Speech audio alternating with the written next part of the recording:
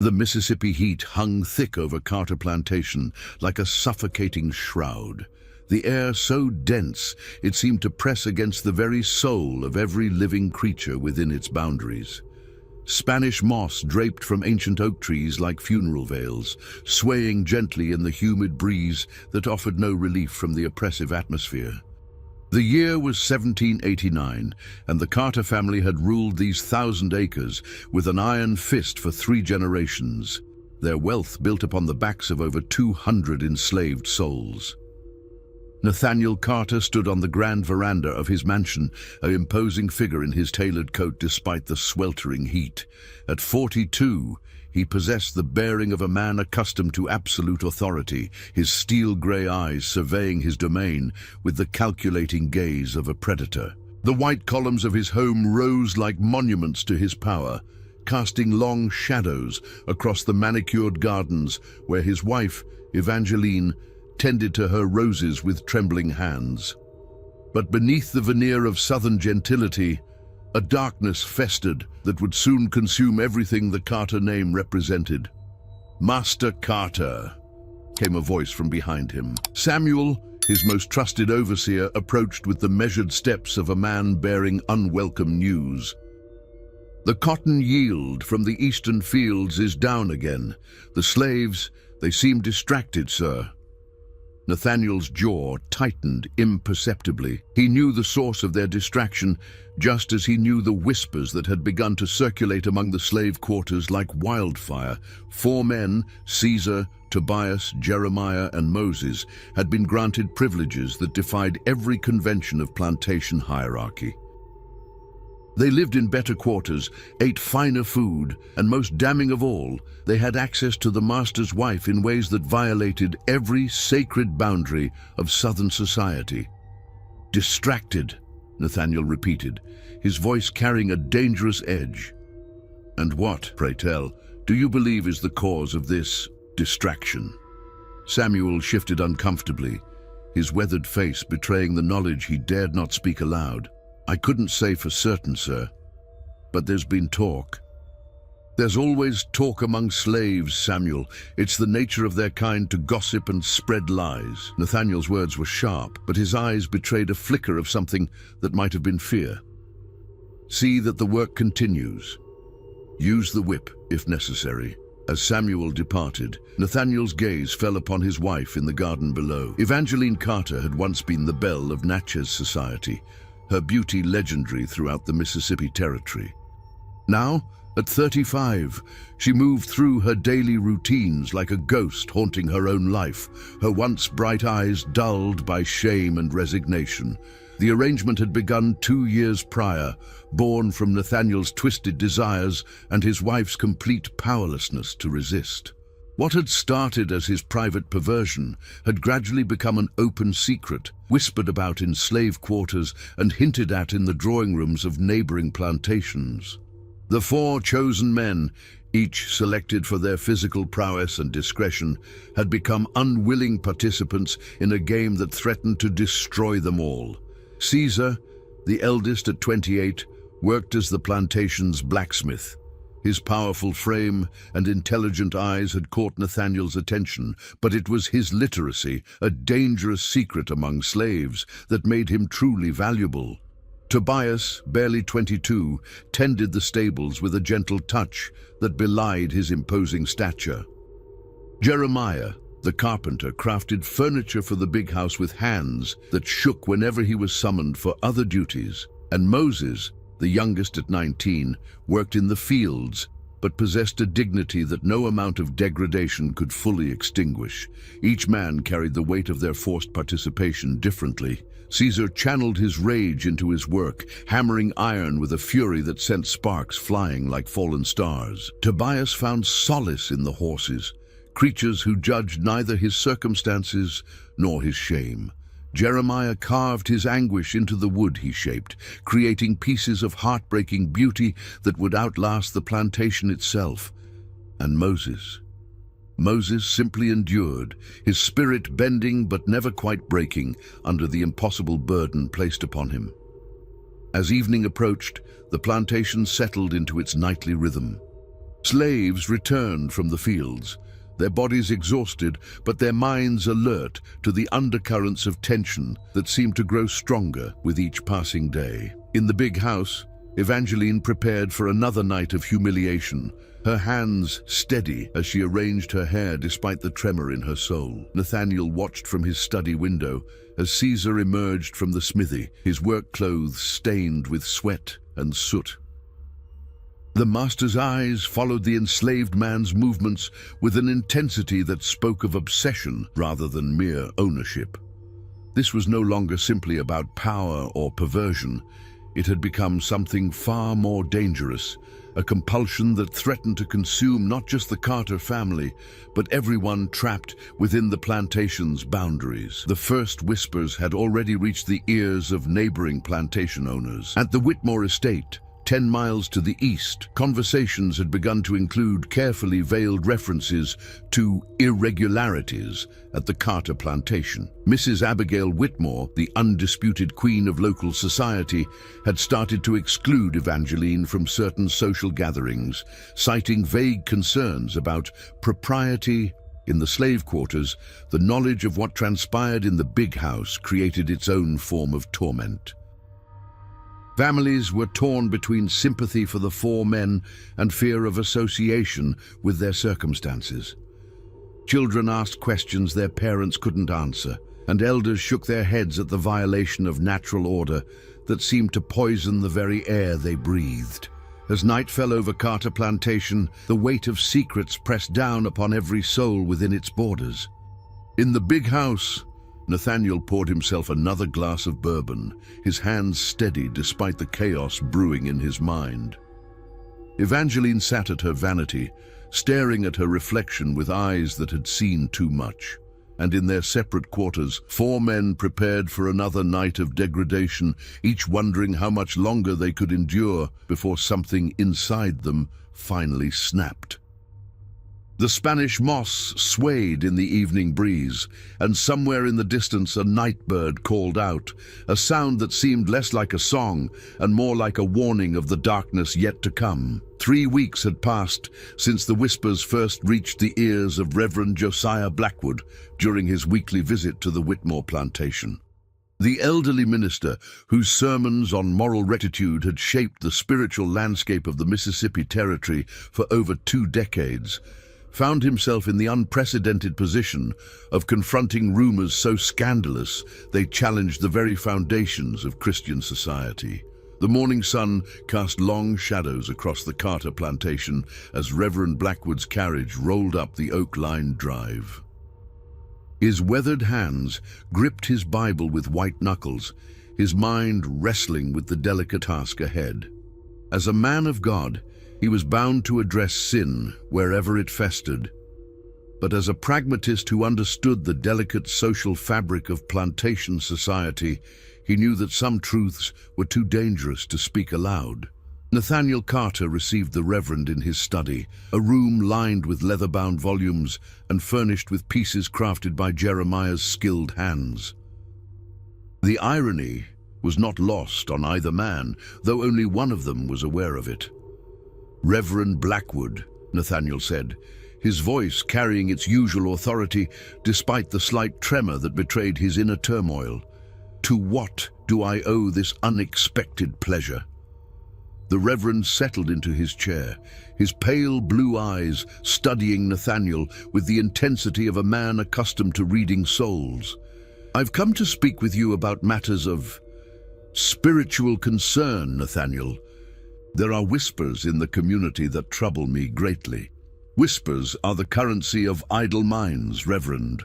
Surely a man of your wisdom doesn't give credence to plantation gossip. When those whispers concern the sanctity of Christian marriage and the proper order of society, I'm afraid I must take them seriously." Blackwood's voice carried the weight of moral authority that had cowed sinners for decades. "Tell me, Nathaniel, how fares your wife? I notice she's been absent from recent church services." Nathaniel's jaw tightened almost imperceptibly. "Evangeline has been unwell. The heat affects her delicate constitution." "Indeed." The Reverend's tone suggested he found this explanation insufficient. And your household? I trust all remains in proper Christian order. The question hung in the air like smoke from a funeral pyre. Nathaniel understood the true nature of the inquiry, just as he understood that his response would determine whether the Reverend became an ally or an enemy in the trials to come. My household operates according to the natural order established by God himself, Nathaniel replied carefully. Master and slave, each in their proper place. Reverend Blackwood leaned forward, his eyes never leaving Nathaniel's face. The natural order, yes. But I wonder, my son, if you truly understand what that order entails. The Bible speaks clearly about the duties of a husband to his wife and the proper treatment of those under our dominion. Meanwhile, in the plantation's kitchen, Evangeline Carter sat with her personal maid, Ruth, a woman whose loyalty had been tested beyond all reasonable limits. Ruth had served the Carter family for 15 years, had helped raise Evangeline from a nervous bride into the mistress of a great plantation. Now she watched helplessly as that same woman withered under the weight of her husband's perversions. "Miss Evangeline," Ruth said softly, her dark hands gentle as she arranged her mistress's hair. "You barely touched your breakfast again. You need to keep your strength up." Evangeline's reflection in the mirror showed a woman aged beyond her years, her once luminous skin now pale and drawn. "Strength for what purpose, Ruth? To endure another day of this existence." "Don't talk like that, miss. Things have a way of changing when you least expect it." "Do they?" Evangeline's laugh held no humor. "I see no change on the horizon, only more of the same degradation night after night." Ruth's hands stilled in her mistress's hair. She had witnessed things no servant should see, had been forced to prepare her mistress for encounters that violated every principle of decency she held dear. Yet her loyalty to Evangeline remained unshaken, even as her respect for Nathaniel Carter crumbled like ancient mortar. "Miss Evangeline, there's something you should know," Ruth said quietly, glancing toward the door to ensure they weren't overheard. "The other plantations, they're talking. Mrs. Whitmore sent word that you're no longer welcome at the ladies' auxiliary meetings." Evangeline's hands trembled as she set down her teacup. The social isolation she had feared was beginning to manifest, the invisible walls of Southern society closing around her like a prison. What reason did she give? She said there were concerns about moral influence among the ladies. "Miss Evangeline, if the rumors have reached that far," the implications hung unspoken between them. In a society where reputation was everything, where a woman's worth was measured by her virtue and her family's standing, Evangeline Carter was becoming a pariah through no choice of her own. In the plantation's smithy, Caesar worked with methodical precision, each strike of his hammer against the anvil a release of the rage that threatened to consume him. His literacy, hidden from all but a trusted few, had become both blessing and curse. He could read the newspapers that occasionally made their way to the plantation, could understand the broader political currents that shaped their world. He knew that change was coming to the institution of slavery, but he also knew that such change moved with the speed of geological time, far too slowly to save him from his current torment. Tobias entered the smithy, his usual gentle demeanor replaced by an agitation that set Caesar immediately on edge. The younger man's hands shook as he approached, his eyes darting nervously toward the big house. "Caesar," Tobias whispered, his voice barely audible above the ringing of hammer on steel. "We need to talk, all of us, tonight." Caesar set down his hammer, studying his friend's face with growing concern. "What's happened?" "Jeremiah heard something from the house slaves. There's talk of bringing in others. The master, he's not satisfied with just the 4 of us anymore." The words hit Caesar like a physical blow. The thought that their degradation might expand, that other men might be forced into their nightmare, filled him with a fury so intense it threatened to overwhelm his carefully maintained self-control. "Who?" Caesar asked, his voice deadly quiet. Young David from the stables and Marcus from the cotton fields. Jeremiah says the master's been watching them, asking questions about their attributes. Caesar's hands clenched into fists, his knuckles white with tension. David was barely 18, a boy whose spirit hadn't yet been fully broken by the realities of plantation life. Marcus, though older at 25, had a wife and 2 small children in the slave quarters. The thought of either man being drawn into their circle of degradation was unbearable. "We meet tonight," Caesar said finally, after the evening bell, the old tobacco barn. As Tobias departed, Caesar returned to his work with renewed intensity. Each strike of the hammer now carried a different purpose, not just the release of rage, but the forging of resolve. Something had to change, and if change wouldn't come from above, it would have to come from within.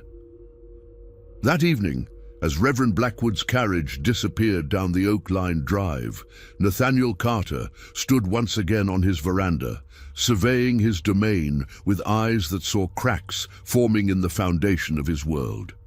The Reverend's visit had been a warning, thinly veiled but unmistakable. The whispers were growing louder, the circle of knowledge expanding beyond the plantation's boundaries. In the distance, the evening bell tolled, calling slaves to their quarters for the night. But in the shadows of the old tobacco barn, 4 men gathered to discuss the unthinkable, the possibility that their only escape from degradation might require them to risk everything, including their lives. The Spanish moss swayed in the evening breeze, and the nightbirds began their mournful songs. Change was coming to Carter Plantation, whether Nathaniel Carter willed it or not. The old tobacco barn stood like a monument to forgotten prosperity, its weathered boards bearing witness to decades of Mississippi summers and winters. Built in the early days of the Carter Plantation, it had been abandoned when newer, more efficient structures were erected closer to the main house.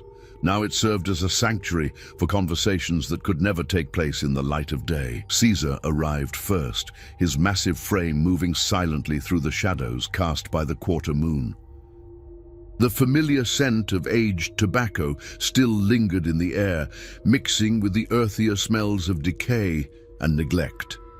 He had chosen this place carefully, far enough from the slave quarters to avoid detection, yet close enough to the woods to provide escape routes if necessary. Tobias appeared next, his gentle nature evident even in the way he moved through the darkness, careful not to disturb the small creatures that made their homes in the abandoned structure. Jeremiah followed, his carpenter's hands automatically testing the stability of the old beams as he entered. Moses came last, his youth evident in the slight tremor of his movements, though his eyes held a determination that belied his 19 years. The 4 men arranged themselves in a circle on the dirt floor, their voices barely above whispers despite the isolation of their meeting place. Caesar, as the eldest and most respected among them, spoke first. "Tobias has told you what Jeremiah heard," he began, his voice carrying the weight of barely controlled fury. "The master plans to expand his collection." Jeremiah nodded grimly, his hands clenched into fists. "I was working on repairs to the master's study when I overheard him talking to Samuel. He mentioned David and Marcus specifically, said he wanted to diversify his stable as if we were horses to be bred." Moses, the youngest among them, spoke with a voice that cracked slightly under the strain of emotion. "David's just a boy. He doesn't deserve this. None of us did. But he's so young." "And Marcus has a family," Tobias added quietly. "His wife, Sarah, she's with child again. If he's forced into this arrangement, it'll destroy them both." Caesar studied each of his companions, seeing in their faces the same mixture of rage, despair, and desperate hope that he felt in his own heart. They were bound together by circumstances beyond their control, united in degradation, but also in their shared humanity. "We can't let this continue," Caesar said finally. "Not for us, and certainly not for David and Marcus.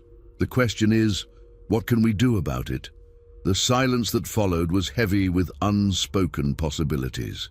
Each man understood the gravity of their situation. Slaves who resisted their masters faced punishments that ranged from brutal whippings to death. Yet the alternative, continued participation in Nathaniel Carter's perverse arrangements, seemed equally unbearable. "We could run," Moses suggested, his voice barely audible. "Head north, try to reach free territory." Jeremiah shook his head. 4 slaves disappearing at once? They'd have the dogs on us before we made it 10 miles. And even if we escaped, what about our families? What about David and Marcus? The master would take his anger out on everyone left behind. "Then we fight," Tobias said, surprising the others with the steel in his usually gentle voice. "We've all thought about it. I know we have. The master can't force us to do anything if he's dead." The word hung in the air like a physical presence. Murder. The ultimate transgression, the one act that would transform them from victims into criminals in the eyes of the law. Yet as they sat in the darkness of the abandoned barn, each man found himself considering the possibility with a clarity that both terrified and liberated him. "If we killed him," Caesar said slowly, "we'd have to kill Samuel too. And probably some of the house slaves who might talk. It would be a massacre, not justice. And they'd hunt us down like animals," Jeremiah added. "Hang us from the nearest tree as an example to every slave in Mississippi. Our deaths wouldn't save David and Marcus. They'd just ensure that the next master would be even more careful about keeping his secrets." Moses looked up at his companions, his young face etched with lines that belonged on a much older man. "Then what? We just accept it? Let them destroy more lives while we stand by and watch?" The question struck at the heart of their dilemma. They were trapped between impossible choices, each path leading to destruction of one kind or another. Yet as they sat in the darkness, a different possibility began to take shape in Caesar's mind. "What if we didn't run or fight?" he said slowly. "What if we exposed him instead?" The others stared at him in confusion. Tobias was the first to speak. "Expose him to who? Who would believe the word of slaves against a white master?" "Not to other whites," Caesar replied, his voice gaining strength as the plan crystallized in his mind. "To his peers. To the very people whose opinions he values most." He leaned forward, his eyes reflecting the faint moonlight that filtered through the barn's broken roof. "Think about it. Nathaniel Carter's power comes from his reputation, his standing in the community. What if that reputation was destroyed? What if the whispers became shouts and the rumors became undeniable truth?" Jeremiah's eyes widened as he began to understand. "You're talking about scandal, public humiliation." "I'm talking about using his own weapons against him," Caesar continued. "The master controls us through shame and fear. What if we turned that shame back on him, made it impossible for him to show his face in polite society?" Moses shook his head doubtfully. "But how? We're slaves. We can't exactly march into the Natchez social club and start spreading gossip." "No," Caesar agreed, "but we can make sure the right people see the right things at the right time. We can create situations where the truth becomes impossible to ignore." As the 4 men discussed the possibilities, a plan began to emerge. It was dangerous, requiring careful timing and considerable risk, but it offered something their other options did not: the possibility of destroying Nathaniel Carter without destroying themselves in the process. Meanwhile, in the big house, Evangeline Carter lay awake in her bed, staring at the ceiling as she listened to her husband's heavy footsteps in the hallway outside. She knew what those footsteps meant, knew that soon she would be summoned for another night of degradation. The routine had become as predictable as the sunrise, yet no less horrifying for its familiarity. A soft knock at her door confirmed her fears. Ruth entered, her face a mask of professional composure that couldn't quite hide the pain in her eyes. "Miss Evangeline," she said quietly, "the master requests your presence in the east parlor." Evangeline closed her eyes, gathering what remained of her strength. Which ones tonight? Caesar and Moses, miss. The names hit Evangeline like physical blows. Caesar, whose intelligence shone through despite his circumstances, and Moses, whose youth made every encounter feel like a fresh violation of innocence. She had long since stopped trying to understand her husband's selection process, had given up attempting to find logic in his choices. As she prepared herself for another night of humiliation, Evangeline found herself wondering, not for the first time, if death might be preferable to this existence.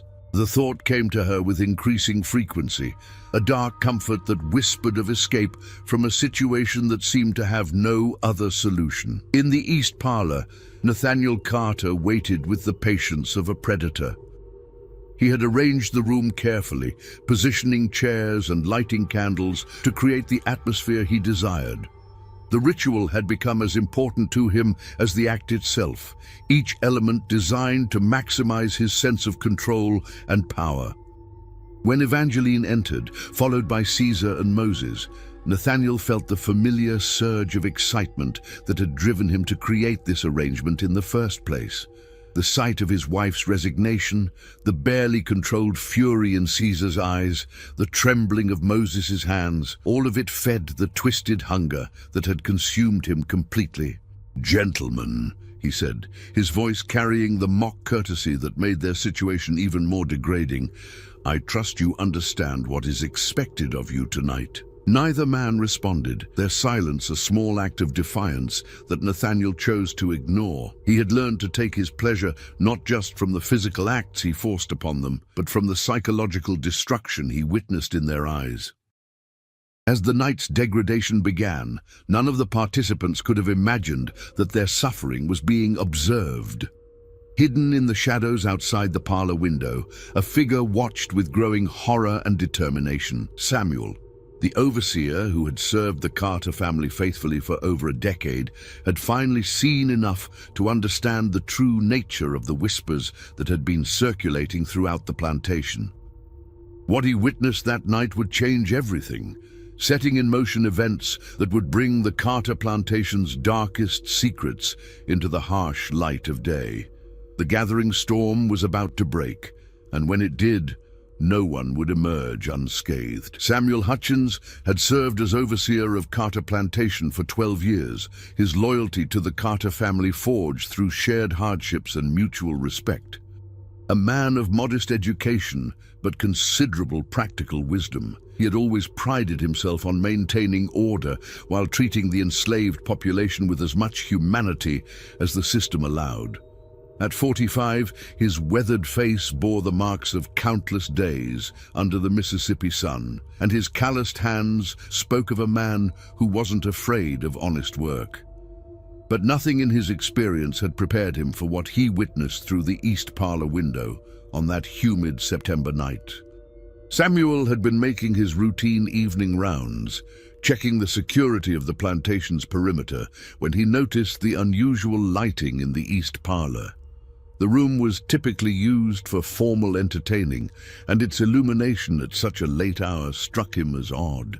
His sense of duty compelled him to investigate, thinking perhaps there had been some security breach or emergency that required his attention. What he saw through the partially open curtains shattered his understanding of the man he had served faithfully for over a decade.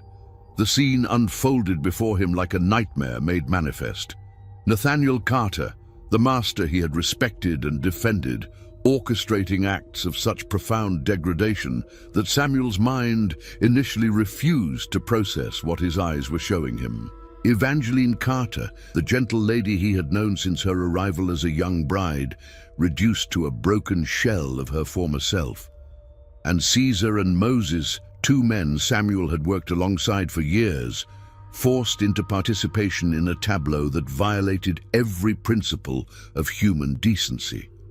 Samuel's first instinct was to turn away, to pretend he had seen nothing and return to his quarters with his illusions intact.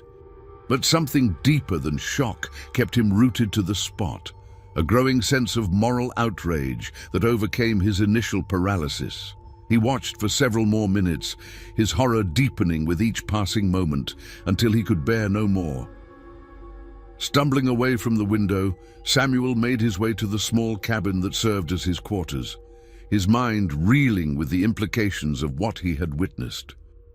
As overseer, he was responsible for maintaining order on the plantation, but how could he maintain order when the master himself was the source of chaos? How could he continue to serve a man whose actions violated every principle of Christian morality? Sleep eluded Samuel that night as he wrestled with his conscience. By dawn, he had reached a decision that would change the course of events at Carter Plantation forever. The next morning brought with it the oppressive heat that had become synonymous with the Mississippi summer, but for the first time in months, there was a subtle shift in the plantation's atmosphere. Samuel went about his duties with a grim determination that didn't go unnoticed by the enslaved population. His interactions with Caesar, Moses, Tobias, and Jeremiah carried an undercurrent of something that might have been sympathy, though none of the four men could quite identify what had changed. It was Jeremiah who first noticed Samuel's altered behavior. The overseer had always been fair in his dealings, but there was something different in his manner, a careful avoidance of eye contact, a hesitation in his voice when giving orders. When Jeremiah mentioned his observations to the others during their midday break, Caesar's eyes narrowed with suspicion. "He knows something," Caesar said quietly, his voice barely audible above the sounds of plantation life around them.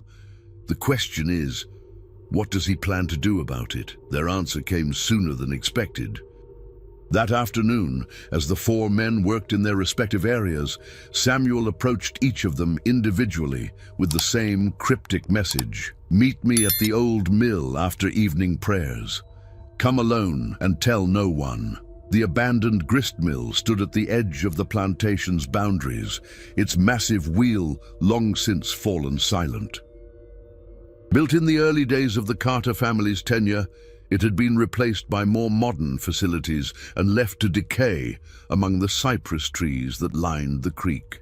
It was here that Samuel waited as the sun set over the Mississippi landscape, his face etched with the weight of the decision he had made. Caesar arrived first, his massive frame moving cautiously through the gathering darkness. The blacksmith's eyes scanned the area for signs of a trap, his muscles tensed for flight or fight as circumstances might demand. Samuel's presence alone in such an isolated location could mean anything from a private conversation to an elaborate setup designed to eliminate troublesome slaves. "Samuel," Caesar said carefully, maintaining a respectful distance. "You wanted to see me?" The overseer turned, and in the fading light, Caesar could see something in the man's eyes that he had never witnessed before, a mixture of shame, anger, and what might have been genuine remorse. "I saw," Samuel said simply, his voice heavy with emotion, "last night. I saw what he makes you do." The words hit Caesar like a physical blow. For 2 years they had lived with the constant fear of discovery, knowing that exposure could mean death for all of them. Now, faced with the reality of a witness, Caesar felt a strange mixture of relief and terror. "What do you plan to do about it?" Caesar asked, his voice steady despite the turmoil in his mind. Samuel was quiet for a long moment, staring out at the dark water of the creek. "I've been asking myself that same question all day. I've served this family for 12 years, Caesar.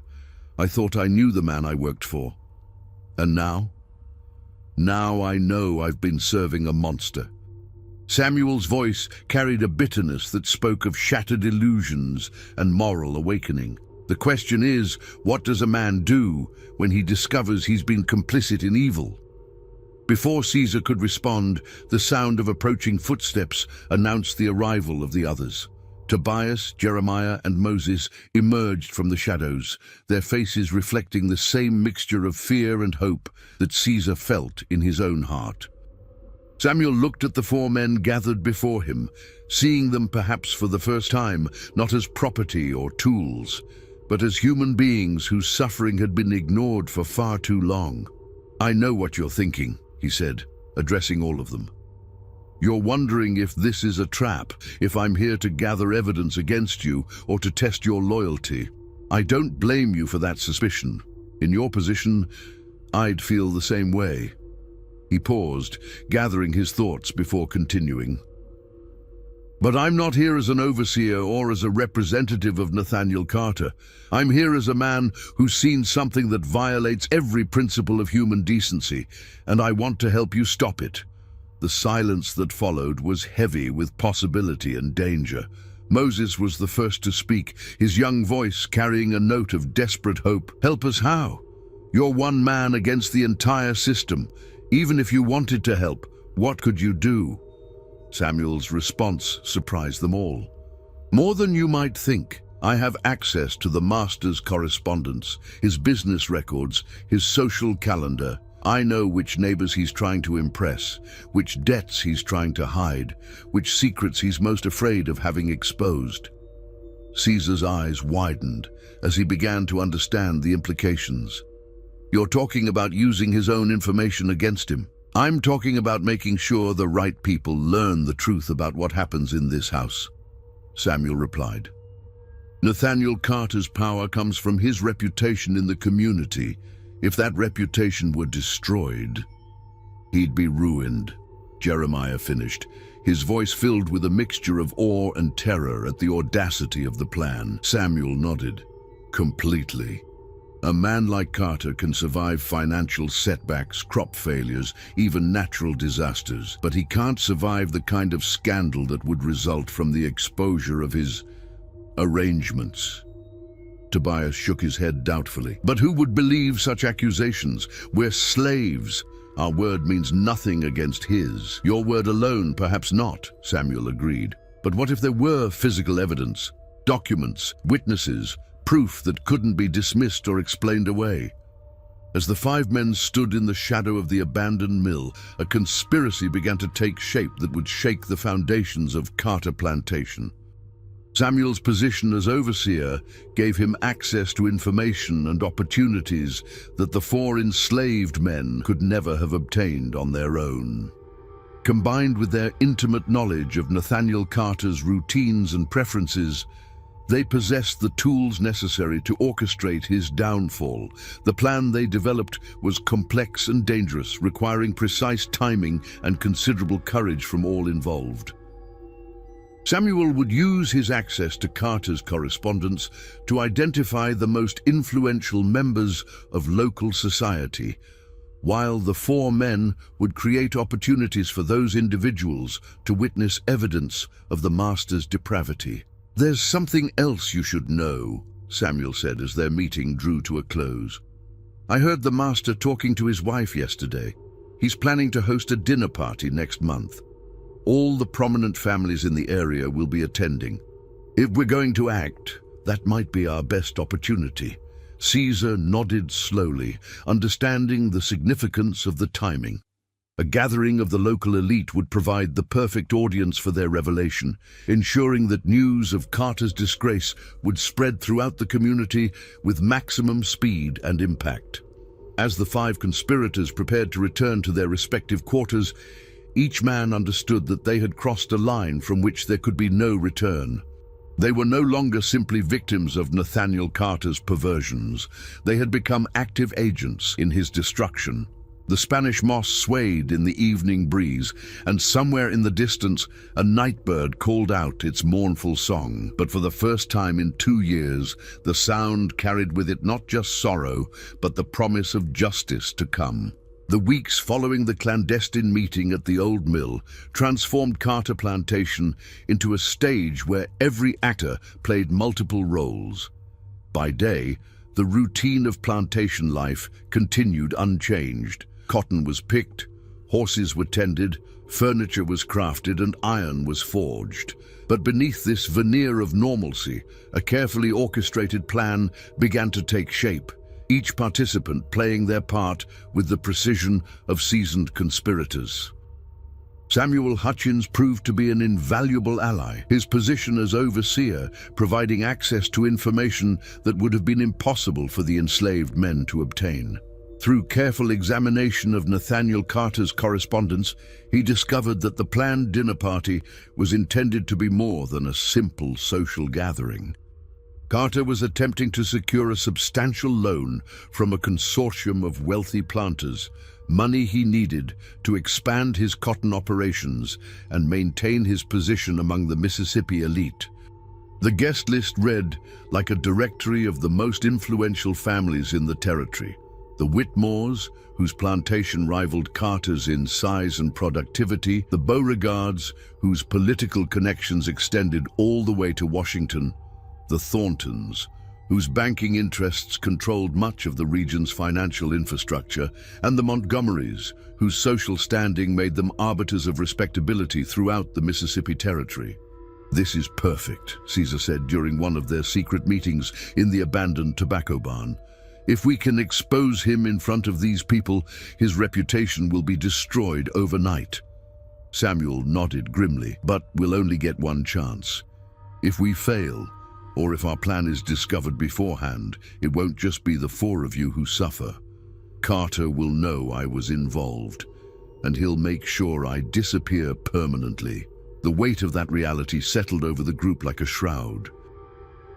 They were all risking everything on a single gamble, with no guarantee of success and the certainty of terrible consequences if they failed. Jeremiah, whose carpentry work often took him into the main house, had been tasked with gathering intelligence about the layout and timing of the dinner party. His observations revealed that Carter planned to use the East Parlor, the same room where his nightly degradations took place, as a private meeting space where he could discuss business matters away from the other guests. "He's planning to take potential investors there after dinner," Jeremiah reported.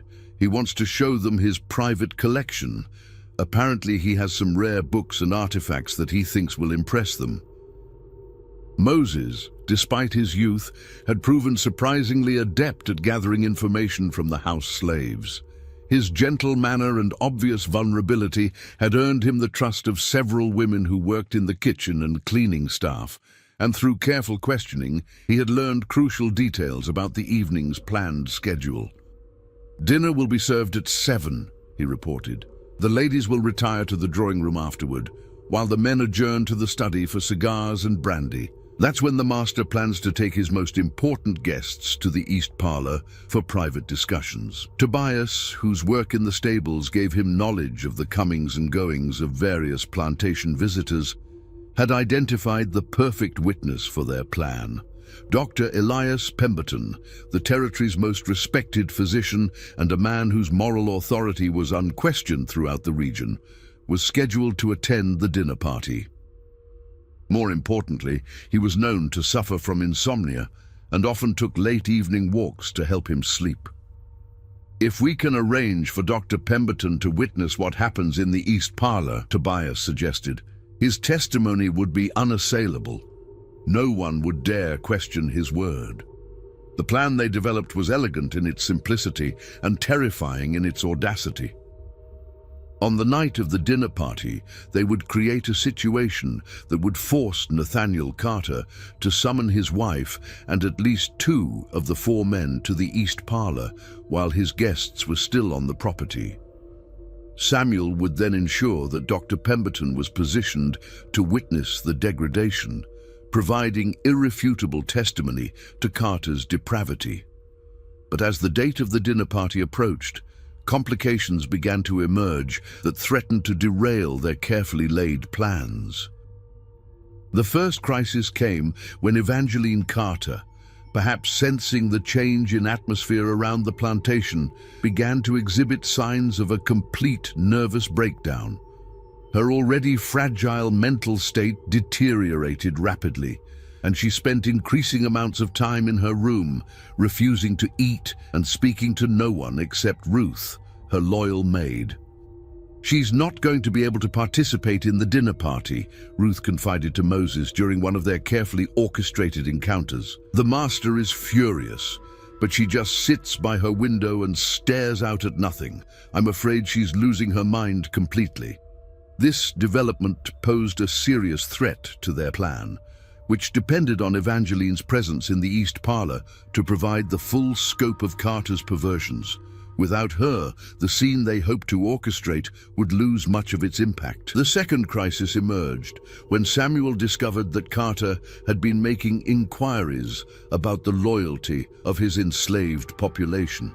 The master had apparently noticed subtle changes in behavior and atmosphere around the plantation, and his paranoia was beginning to focus on the possibility of organized resistance. "He's been asking questions about all of you," Samuel warned during one of their meetings. "He wants to know if I've noticed any signs of insubordination or unusual behavior. I've managed to deflect his suspicions so far, but he's becoming increasingly watchful." The third and most dangerous complication arose when David, the young stable hand whom Carter had been considering for inclusion in his collection, approached Tobias with disturbing news. "The master's been watching me," David said, his 18-year-old face etched with fear. "He asks me questions about my family, about my personal habits. Yesterday, he had me come to the big house to move some furniture, and he kept staring at me in a way that made my skin crawl." The realization that Carter might be planning to expand his collection before the dinner party sent waves of panic through the conspiracy. If David were forced into the arrangement before their plan could be executed, it would not only destroy another innocent life, but also potentially expose their plot. "We have to move faster," Caesar declared during an emergency meeting. "We can't wait for the perfect moment. We have to create it ourselves." Samuel's response was grim but determined. "Then we accelerate the timeline. The dinner party is in 5 days. We'll have to make our move that night, regardless of whether all the conditions are perfect." As the conspirators refined their plan, each man grappled with the magnitude of what they were attempting. They were not simply seeking to expose Nathaniel Carter's crimes. They were challenging the entire social order that made such crimes possible. In a society where enslaved people were considered property rather than human beings, their actions constituted not just rebellion, but revolution. Caesar, as the eldest and most respected among them, felt the weight of leadership heavily.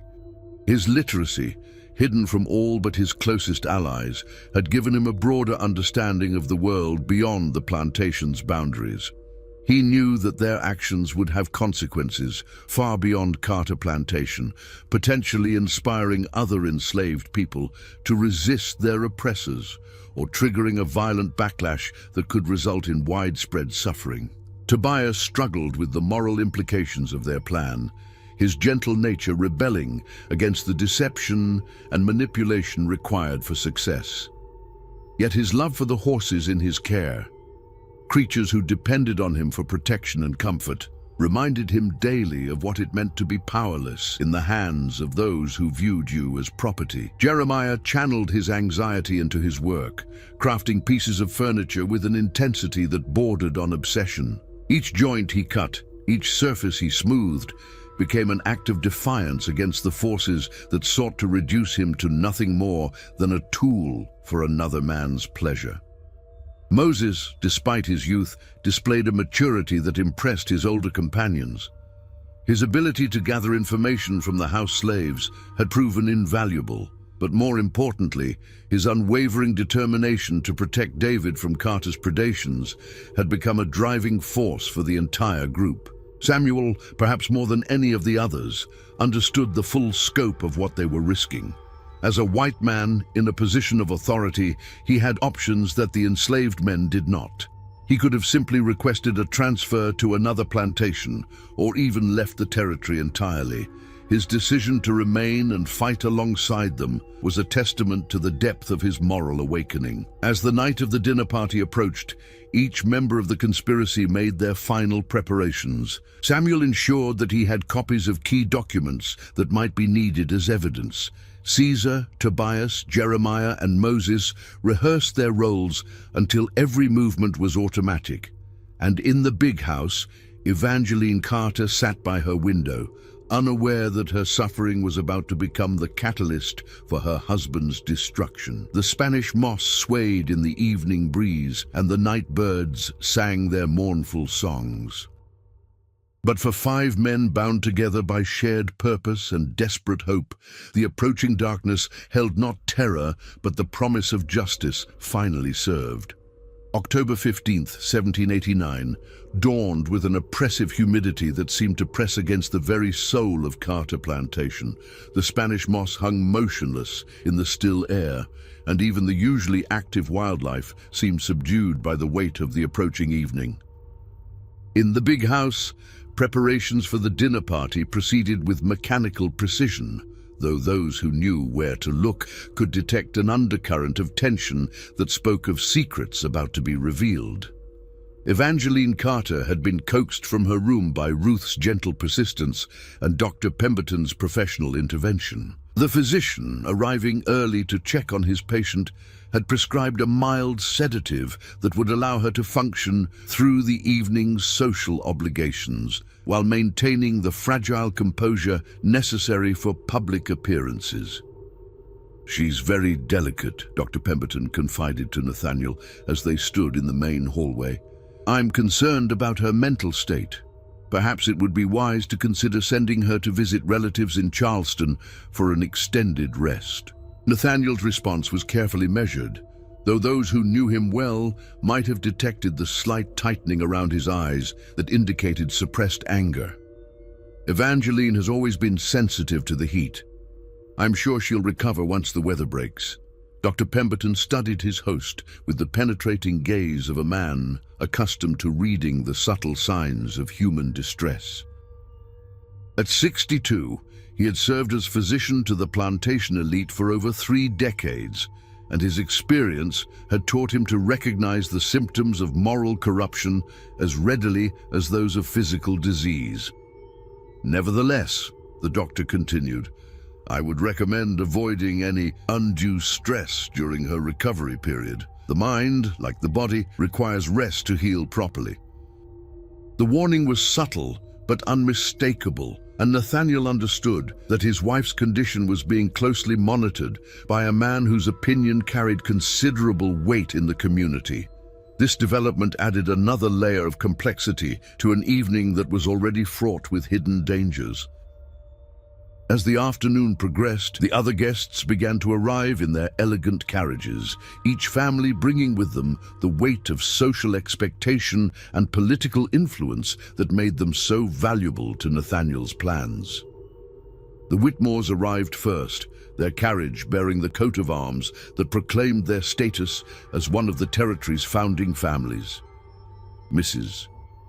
Abigail Whitmore, resplendent in silk and pearls, greeted Evangeline with the cool courtesy that had become standard since the rumors began circulating. The Beauregards followed, their political connections evident in the deference shown to them by the other guests. Senator James Beauregard, a man whose influence extended to the highest levels of territorial government, carried himself with the authority of someone accustomed to shaping the destiny of nations.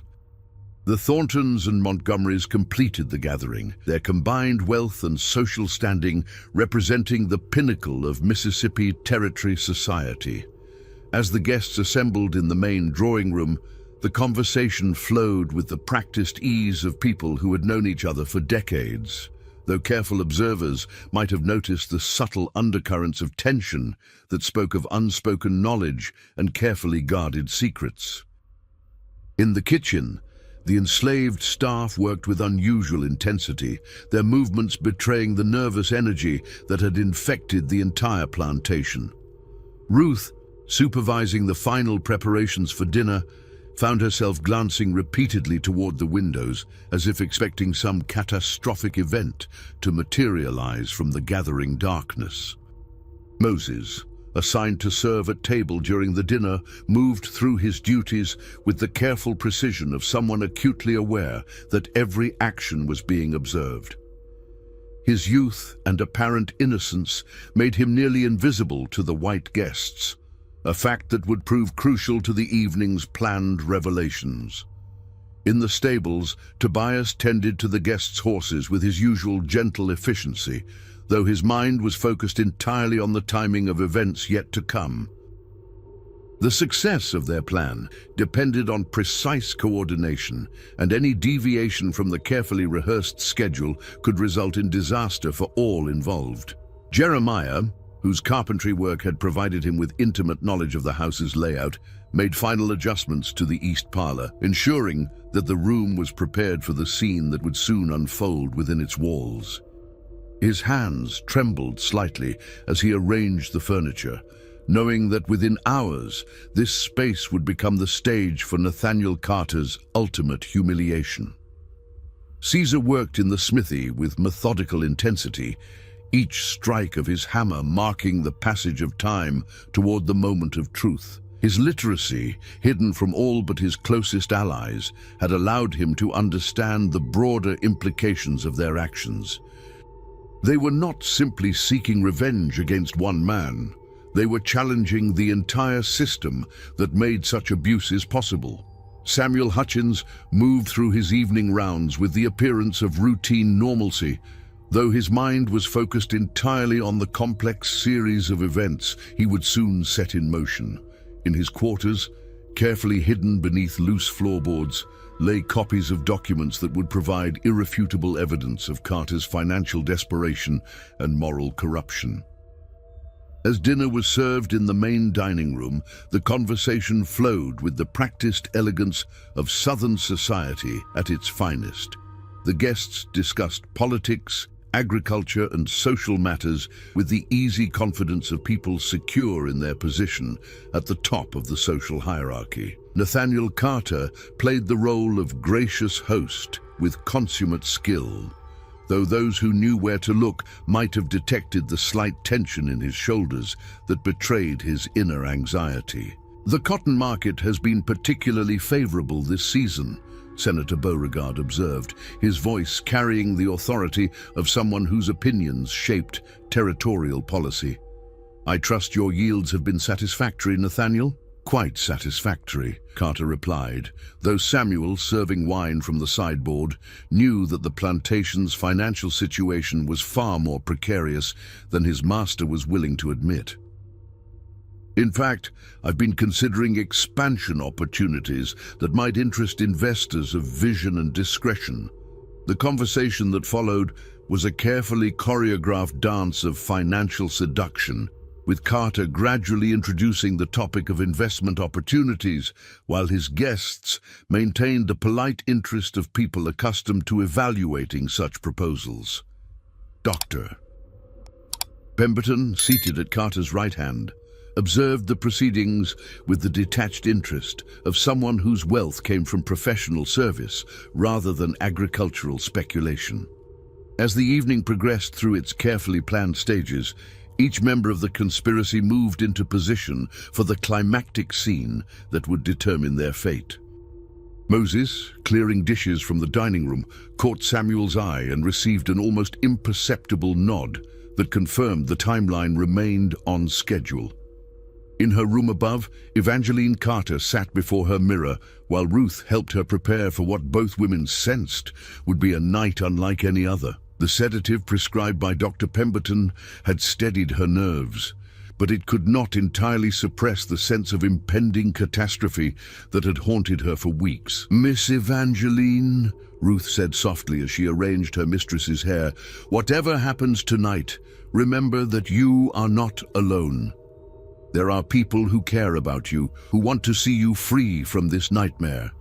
Evangeline's reflection in the mirror showed a woman aged beyond her years, but for the first time in months, there was a spark of something that might have been hope in her eyes. "Do you really believe that, Ruth? Do you think this suffering might finally end? I believe that justice has a way of finding even the darkest corners," Ruth replied, her voice carrying a conviction that surprised them both. "And I believe that your suffering has not been in vain." As the dinner concluded and the guests prepared to adjourn to separate rooms according to the customs of the time, Nathaniel Carter felt the familiar surge of anticipation that preceded his most private entertainments. The evening had proceeded exactly as planned, with his potential investors showing appropriate interest in his expansion proposals.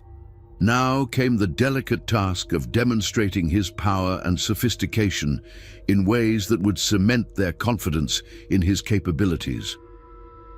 "Gentlemen," he announced as the ladies retired to the drawing room, "I have some rare acquisitions in my private study that might interest you. Perhaps we could continue our discussions in more intimate surroundings." Dr. Pemberton, pleading fatigue from his long day of medical rounds, excused himself from the group and stepped onto the veranda for what he described as a brief constitutional before retiring.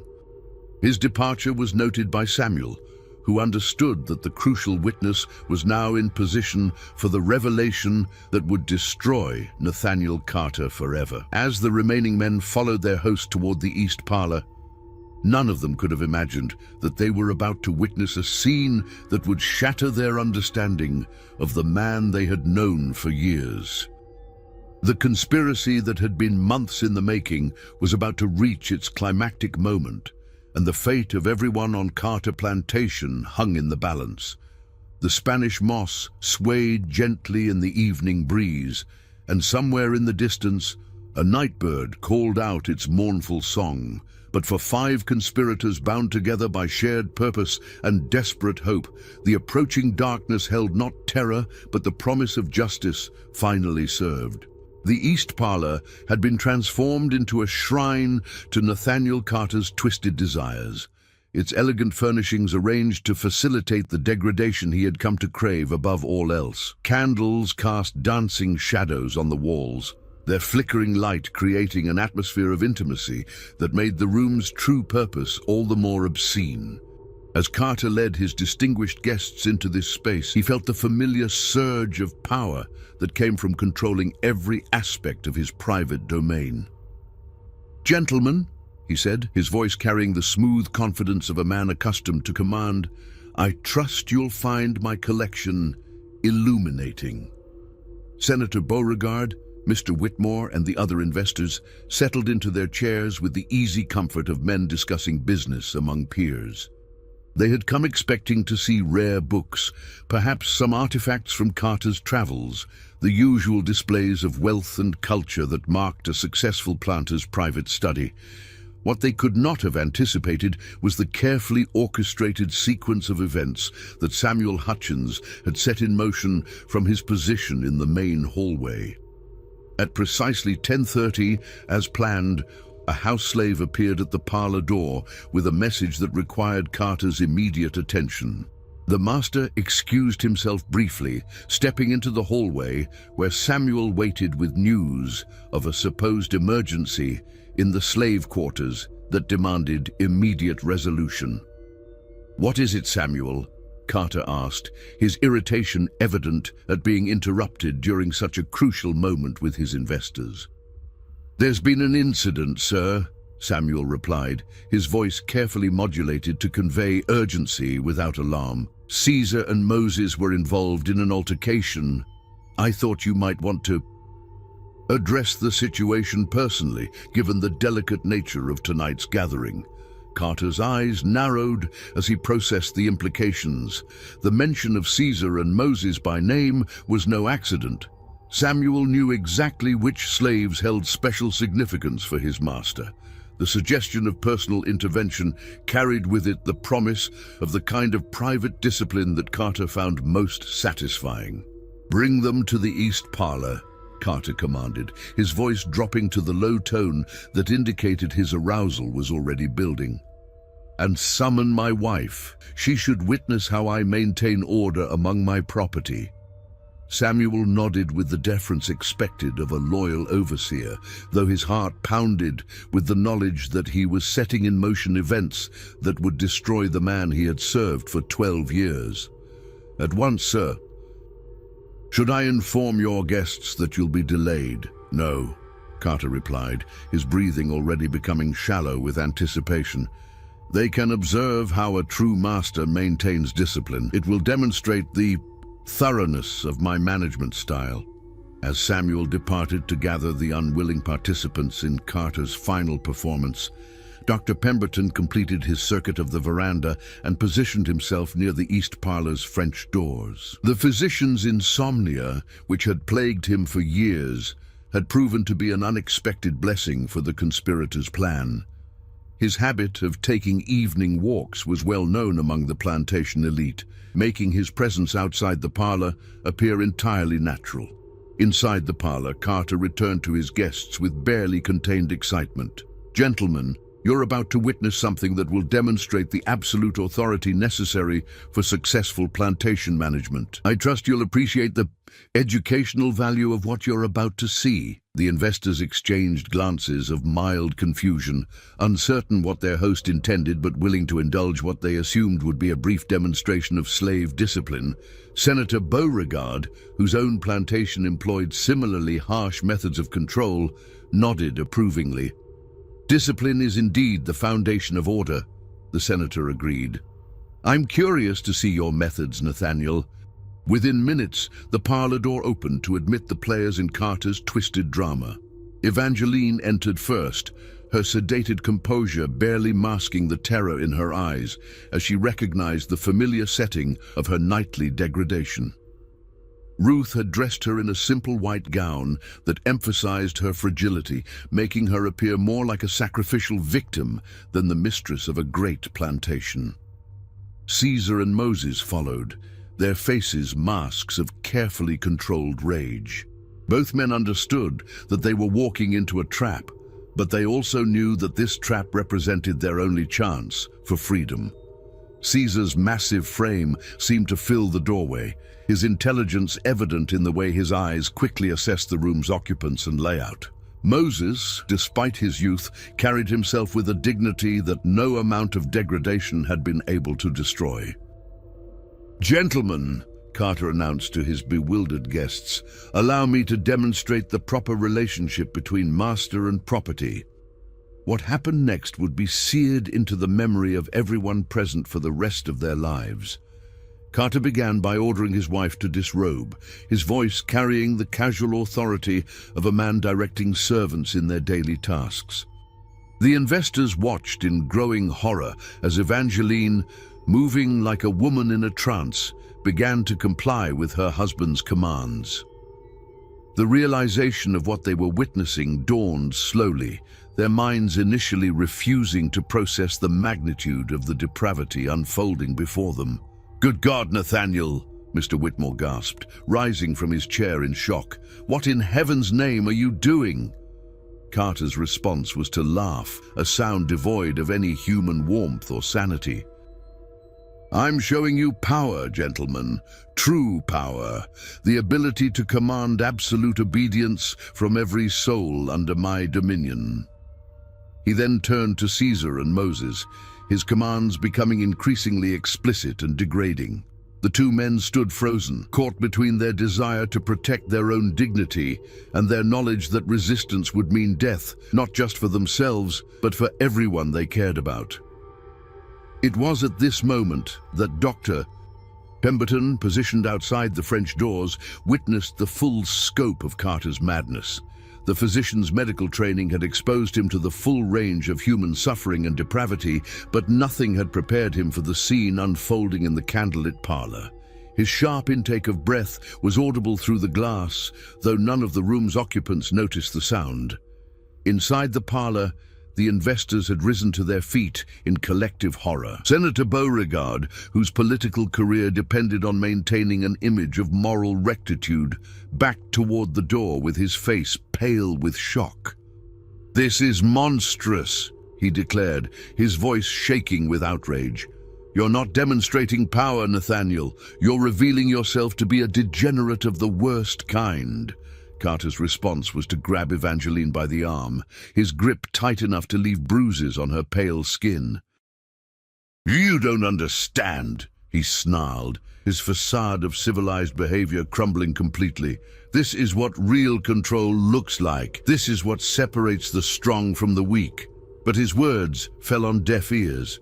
The investors were already moving toward the exit, their faces reflecting a mixture of disgust and horror that would ensure Carter's social destruction. "Mr. Thornton, whose banking connections controlled much of the territory's financial infrastructure, paused at the door long enough to deliver a final judgment. "You'll never receive a penny of investment from any respectable source," he declared. "What we've witnessed here tonight will be reported to every person of standing in the territory. You've destroyed yourself, Nathaniel, and you've destroyed your family's name forever." As the investors fled the parlor, Carter's carefully constructed world began to collapse around him. The realization that his secret had been exposed to the very people whose approval he most desperately needed sent him into a rage that bordered on madness. He released Evangeline, who collapsed to the floor in a sobbing heap, and turned his fury on Caesar and Moses. "This is your fault," he screamed, spittle flying from his lips. "You've ruined everything. I'll see you both hanged for this." But Caesar, freed from the constraints that had bound him for 2 years, finally allowed his rage to surface. "We've ruined nothing," he said, his voice carrying a quiet authority that seemed to fill the room. "We've simply allowed the world to see what you really are." The confrontation that followed was brief but decisive. Carter, driven beyond reason by the collapse of his carefully maintained facade, lunged at Caesar with a letter opener from his desk. The blacksmith, whose strength had been honed by years of working iron, easily deflected the attack and restrained his former master with minimal effort. It was in this tableau, Carter held helpless by the man he had degraded, Evangeline sobbing on the floor, Moses standing guard at the door, that Dr. Pemberton chose to make his entrance through the French doors. "I believe," the physician said, with the calm authority of a man accustomed to crisis, "that this situation requires immediate medical and legal intervention." The arrival of Dr. Pemberton, whose reputation for integrity was unassailable throughout the territory, marked the final collapse of Nathaniel Carter's power. The physician's testimony about what he had witnessed would carry more weight than any other evidence, ensuring that the truth about Carter Plantation would spread throughout Mississippi society with the speed of wildfire. In the days that followed, the consequences of that night's revelations rippled outward like waves from a stone dropped in still water. The investors who had fled the East Parlor carried their horror to every drawing room and gentleman's club in the territory. Within a week, the Carter name had become synonymous with depravity and moral corruption. Nathaniel Carter, faced with complete social and financial ruin, suffered a complete mental breakdown. He was eventually committed to an asylum in New Orleans, where he spent his remaining years raving about conspiracies and betrayals that existed only in his fractured mind. Evangeline, freed from her nightmare but broken by years of abuse, was taken in by her sister in Charleston. Under the care of family and physicians, she slowly began the long process of healing, though she would never fully recover from the trauma she had endured. The 4 men who had risked everything to expose Carter's crimes found their lives transformed in ways they had never dared imagine. Samuel Hutchins, whose courage had made their plan possible, used his knowledge of plantation management to establish himself as an independent agricultural consultant. His reputation for integrity, enhanced by his role in exposing Carter's crimes, made him highly sought after throughout the territory. Caesar, Tobias, Jeremiah, and Moses were granted their freedom as part of the legal settlement that followed Carter's commitment. Caesar used his literacy and intelligence to establish a blacksmith shop in Natchez, becoming one of the first free black businessmen in the territory. Tobias found work training horses for wealthy planters who valued his gentle touch with animals. Jeremiah's carpentry skills were in high demand among families seeking to distance themselves from anything associated with the Carter name. Moses, despite his youth, became a powerful voice for the rights of enslaved people, his eloquence and dignity inspiring others to resist their oppression. The Carter Plantation itself was sold to pay debts and legal settlements, its grand mansion eventually falling into decay as Spanish moss reclaimed the once manicured grounds. The East Parlour, scene of so much suffering and ultimate justice, was sealed and abandoned, becoming a monument to the consequences of unchecked power and moral corruption. But perhaps the most significant consequence of that October night was the message it sent throughout the Mississippi Territory and beyond. The fall of Nathaniel Carter demonstrated that even the most powerful men were not immune to the consequences of their actions, that secrets could not remain hidden forever, and that justice, however delayed, would eventually find its way into even the darkest corners of human experience.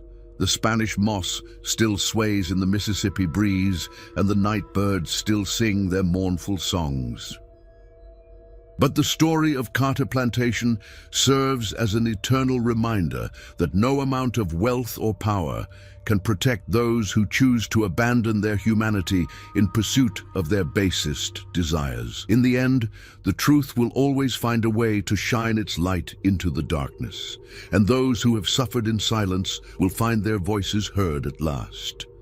The ruin of the Carter family was complete, but from that ruin came a kind of redemption, not for Nathaniel Carter, whose crimes were beyond forgiveness, but for those who had suffered under his dominion and who had found the courage to ensure that their suffering would not be in vain.